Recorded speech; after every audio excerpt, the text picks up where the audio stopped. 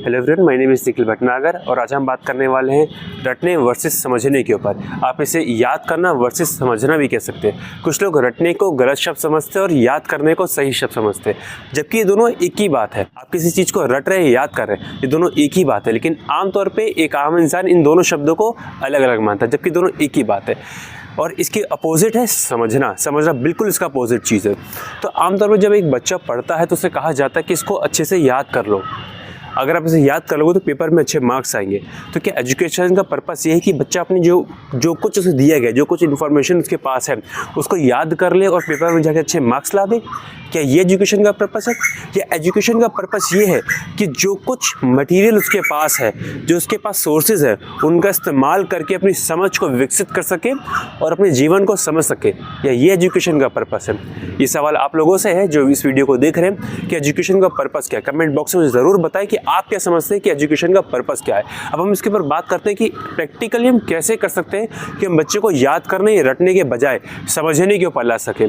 देखिए, याद करने में या रटने में एक कॉमन चीज़ है। आप कैसे पता लगाएं कि बच्चा याद कर रहा है? अगर बच्चा बार बार कर रहा है, अगर बच्चा बार बार किसी चीज़ को बोल कर याद कर रहा है, अगर बच्चा बार बार किसी चीज़ को लिख कर याद कर रहा है, तो याद कर रहा है, उसे रट रहा है। ये रटने की पहचान है, ये याद करने की पहचान है। क्लास में भी या घर पे भी जब भी वो ये काम करे, आप समझ जाइए कि इसे याद कर रहा है, समझा नहीं है। समझा एक बार जाता है, फिर उसकी प्रैक्टिस की जाती है। प्रैक्टिस करने में और याद करने में बहुत बड़ा फ़र्क है।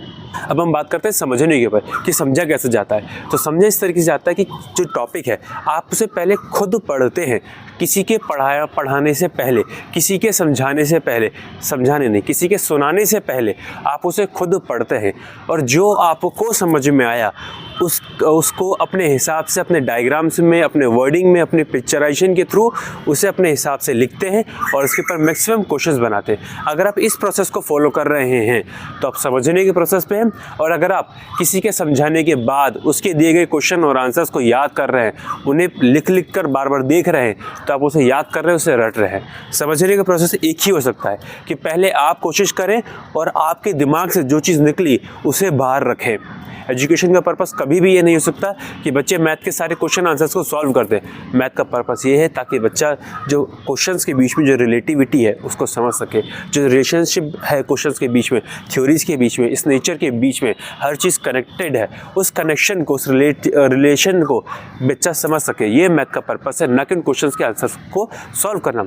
अगर बच्चा खुद के क्वेश्चंस बना पा रहा है तभी वो चीज़ को समझ सकता है। अब तो आप अपने बच्चों को देखें, क्या बच्चे खुद के क्वेश्चंस बनाने लायक हैं या नहीं। क्या आपने अपने बच्चों को क्वेश्चंस बनाने के लायक बनाया है कि नहीं?